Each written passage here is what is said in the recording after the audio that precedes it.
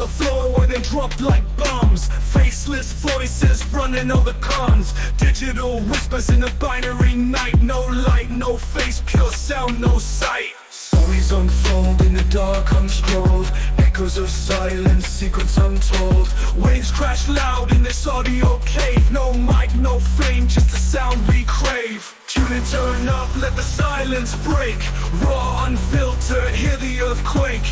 No mic needed, just a vibe that's real. Faceless words you can touch and feel.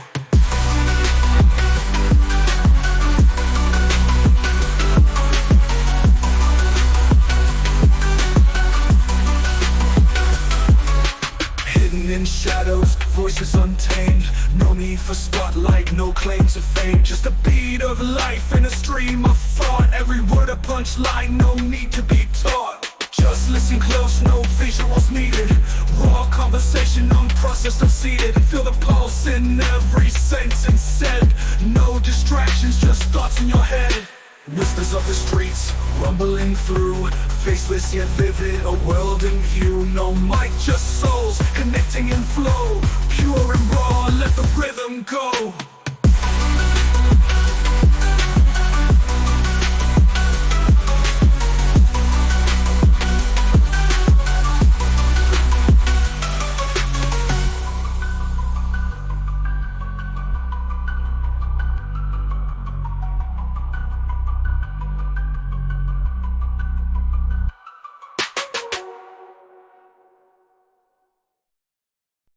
Moreover, it must be confessed that perception and that which depends upon it are inexplicable on mechanical grounds, that is to say, by means of figures and motions.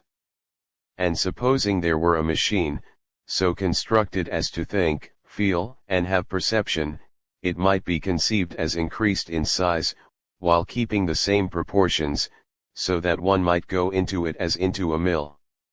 That being so, we should, on examining its interior, find only parts which work one upon another, and never anything by which to explain a perception. Thus it is in a simple substance, and not in a compound or in a machine, that perception must be sought for. Gottfried Wilhelm Leibniz.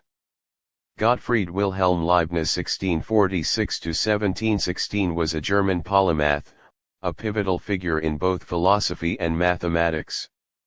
He independently developed calculus alongside Newton, with his notation becoming the standard. A key rationalist philosopher, Leibniz posited a universe composed of simple, indivisible substances called monads, each reflecting the entire cosmos in a pre-established harmony orchestrated by God. His metaphysics included the principle of sufficient reason and the concept of this world being the best of all possible worlds. Beyond philosophy, Leibniz contributed significantly to logic, invented an early calculating machine, and developed the binary number system, foundational to modern computing.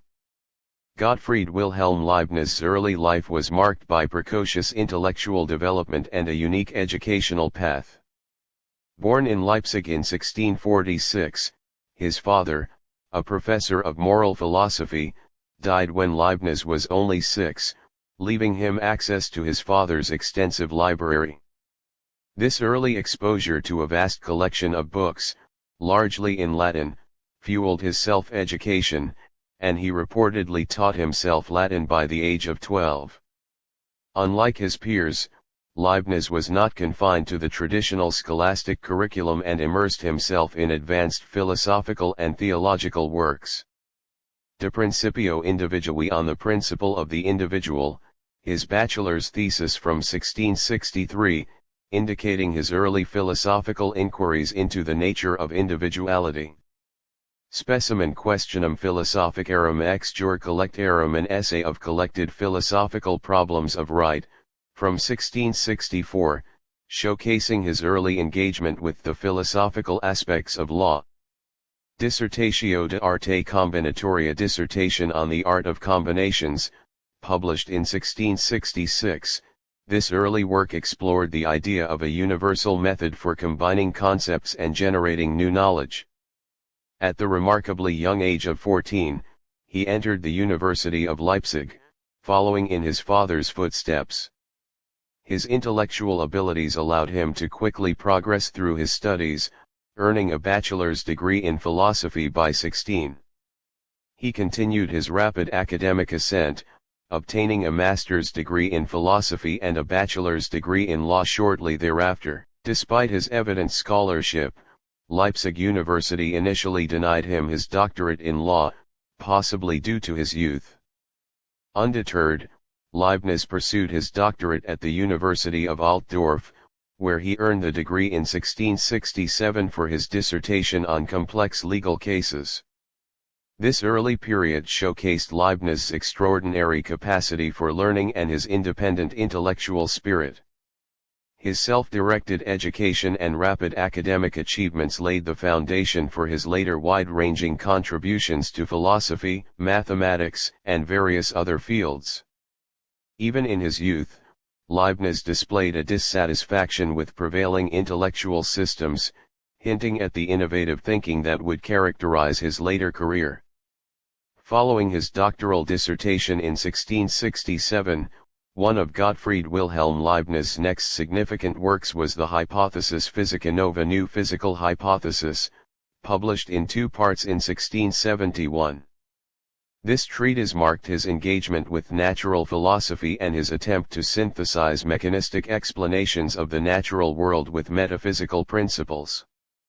In this work, Leibniz critiqued purely materialistic explanations and argued for the existence of a subtle fluid or ether that played a crucial role in physical phenomena, including the elasticity of bodies and the transmission of motion.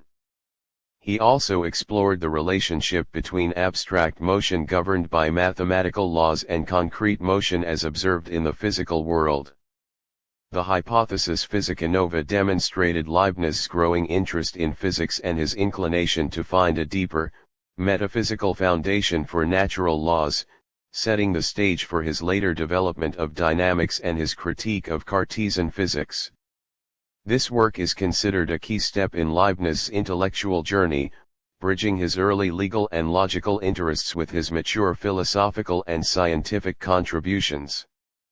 Following his Hypothesis Physica Nova 1671, one of Gottfried Wilhelm Leibniz's next major works was Nova Methodus pro Maximise et Minimize, a new method for maxima and minima, published in 1684 in the Acta Eruditorum, a journal he co-founded. This publication is of immense significance as it provided the first published account of his differential calculus. In this groundbreaking work, Leibniz outlined the fundamental concepts and notation of his calculus, including the notation dx dy for the derivative and the integral sign indefinite integral. He presented rules for finding tangents to curves, determining maxima and minima of functions, and other essential elements of differential calculus. While Isaac Newton had also developed calculus independently around the same time, Leibniz's publication in 1684 predates Newton's first publication on the subject. Moreover, Leibniz's notation proved to be more flexible and widely adopted, forming the basis of the calculus notation used today. Nova Methodus marked a pivotal moment in the history of mathematics, providing a powerful new tool for analyzing change and motion that would have a profound impact on the development of science and engineering. It's important to note that during the period between Hypothesis Physica Nova and Nova Methodus, Leibniz was actively engaged in various intellectual pursuits, including the further development of his metaphysical ideas and his work on a mechanical calculator. However, the publication of Nova Methodus stands out as a major milestone due to its introduction of differential calculus to the wider scientific community. Leibniz's gap, the alleged flaw in his system, was identified and discussed by later thinkers, emerging after the articulation of his core metaphysics post-1686. Compossibility, a concept discussed in his metaphysical writings, particularly around the time of the Discourse on Metaphysics 1686 and later. Principle of sufficient reason, a fundamental principle articulated in the Discourse on Metaphysics 1686. Pre-established harmony, introduced in the Discourse on Metaphysics 1686. Discourse on Metaphysics 1686, this is considered a crucial text for understanding Leibniz's mature philosophical system. Though not published in his lifetime, it circulated among his contemporaries. In it, Leibniz lays out fundamental principles of his metaphysics, including the concept of individual substances, the pre-established harmony between mind and body, and his view of God as the ultimate ground of existence. He also introduces the idea that each individual substance or monad, though the term is not yet fully developed here, perfectly reflects the entire universe from its own unique perspective. This work engages with the ideas of Descartes and Spinoza, offering Leibniz's distinct rationalist perspective. De Origine Radicale on the Ultimate Origination of Things, published in 1697, this delves into his metaphysical arguments for the ultimate source of existence. De Natura Ipsa, sub de six incita actione creaturarum, on nature itself, or on the inherent force and action of creatures, published in 1698, this work discusses his concept of active force as fundamental to reality. Leibniz's integral rule, around 1703. Apperception, discussed in detail in New Essays on Human Understanding. A priori a posteriori distinction, a key element of his epistemology in New Essays on Human Understanding. New Essays on Human Understanding, written around 1704, published posthumously in 1765, this extensive work is a detailed response to John Locke's essay concerning human understanding. In it, Leibniz critically examines Locke's empiricist philosophy, arguing instead for the existence of innate ideas and principles within the mind. Using a dialogue format with characters representing his and Locke's viewpoints, Leibniz defends a more active role for the mind in shaping knowledge, famously stating, "Nihil est in intellectu quod non fuerit in sensu, nisi ipsi intellectus." There is nothing in the intellect that was not first in the senses, except the intellect itself. This work is a cornerstone of the rationalist-empiricist debate. Theodicy 1710, formally titled Essays de Théodicie sur la bonté de Dieu, la liberté de l'homme et l'origine du mal. Essays of Theodicy on the goodness of God, the freedom of man and the one origin of evil. This is Leibniz's only book-length work published during his lifetime. In it, he tackles the problem of evil, attempting to reconcile the existence of a benevolent and omnipotent God with the presence of suffering and imperfection in the world. Leibniz argues that God, in his infinite wisdom, chose to create the best of all possible worlds, a world where the existing evils are necessary for the greater good and overall harmony of the universe. This concept, famously satirized by Voltaire in Candide, is a central tenet of Leibniz's philosophical optimism. Principes de la nature et de la grâce fons en raison, Principles of Nature and Grace, based on reason, published in 1714, this offers a concise summary of his philosophy, linking nature, grace, and reason. Pluralistic idealism, his mature metaphysical view, articulated around the time of the Monadology 1714. Metaphysical dynamism, developed alongside his concept of monads, reaching maturity around the time of the Monadology 1714. Well-founded phenomenon, concept developed to explain the phenomenal world in relation to monads, particularly around the time of the Monadology 1714. Monadology 1714, this concise work, consisting of 90 short paragraphs, provides a succinct summary of Leibniz's mature metaphysical system. Here, he fully articulates his theory of monads as simple, indivisible, and immaterial substances that are the fundamental constituents of reality. Each monad possesses perception and appetite, reflecting the entire universe with varying degrees of clarity. Leibniz explains the pre-established harmony as the coordination of these monads by God, ensuring their seemingly independent actions align perfectly. The Monadology is a key text for understanding Leibniz's unique and influential philosophical vision. Gottfried Wilhelm Leibniz died in Hanover in 1716, largely unnoticed by the wider intellectual community at the time. He suffered from a prolonged illness, likely related to gout, which significantly limited his activities in his final years. His passing was not marked by significant public mourning or ceremony, a stark contrast to his considerable intellectual achievements. Despite his profound contributions to philosophy, mathematics, and various other fields, his death went somewhat unremarked upon by many of his contemporaries. If we were magically shrunk and put into someone's brain while she was thinking, we would see all the pumps, pistons, gears and levers working away, and we would be able to describe the workings completely, in mechanical terms, thereby completely describing the thought processes of the brain. But that description would not contain any mention of thought. It would contain nothing but descriptions of pumps, pistons, levers. Gottfried Leibniz. Grattan Guinness, I.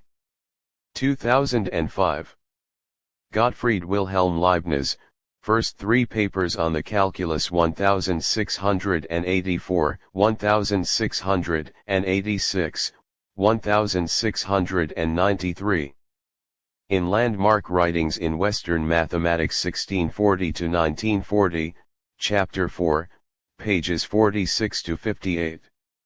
Child, J. M. 1920. The Early Mathematical Manuscripts of Leibniz. The Open Chord Publishing Company, Chicago. Lewig, K. 2014. Leibniz as Legal Scholar. In Leibniz Review, pages 1–20. Approximate pagination based on typical journal length. Daskal, M. 2008. Leibniz est legum interpretationi, rationibus, applicationi, systemate, a legal theory paper. Translated and published in Leibniz, What Kind of Rationalist, pages 123–135. Bilaval, Y. 2005. La logique est pour Leibniz la clef de la nature. In Leibniz, Initiation à Essai Philosophie, Chapter 4, pages 57–70. Rutherford, D. 1995. Leibniz and the Problem of Monads. Journal of the History of Philosophy, Volume 33, Number 2, pages 255–283. Look, B.C. 2013. Gottfried Wilhelm Leibniz. In Encyclopedia of Philosophy, edited by D. Borchert. Online Update. Beeson, M.J. 2004. The Mechanization of Mathematics. In Alan Turing, Life and Legacy of a Great Thinker, pages 77–134. Lewis, H.R. 2021. Leibniz's Contributions to Computer Science. In Ideas That Created the Future, Classic Papers of Computer Science, pages 15–25. Ariel, R. and Garber, D. 1989. Introduction to Leibniz's Discourse on Metaphysics. In G. W. Leibniz, Philosophical Essays, pages 1–34.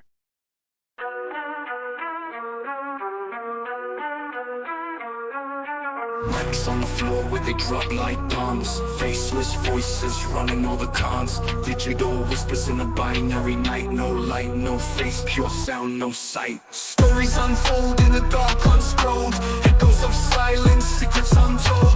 Waves crash loud in this audio cave. No light, no fame, just the sound we crave. Tune in, turn up, let the silence break. Raw, unfiltered, hear the earthquake. No mic needed, just the vibe that's real. Faceless words words you can touch and feel.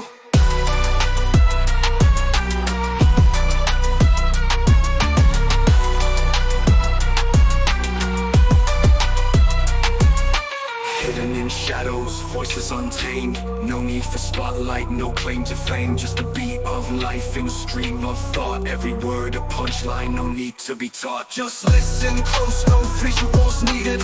Raw conversation, unprocessed, unseated. Feel the pulse in every sentence said. No distractions, just thoughts in your head. Whispers of the streets, rumbling through. Faceless yet vivid, a world in view. No mic, just souls, connecting in flow. Pure and raw, let the rhythm go. Pure and raw.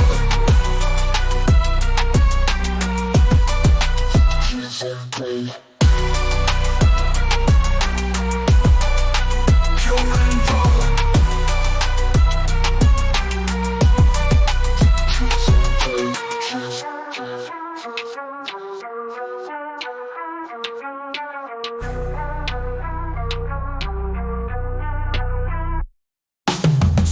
Turn up, let the silence break.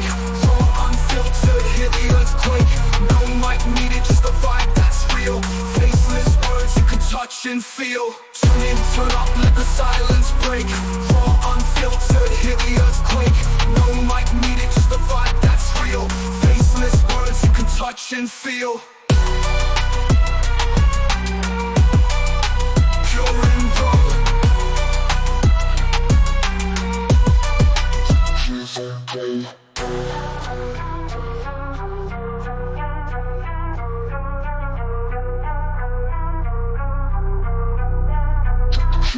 Okay.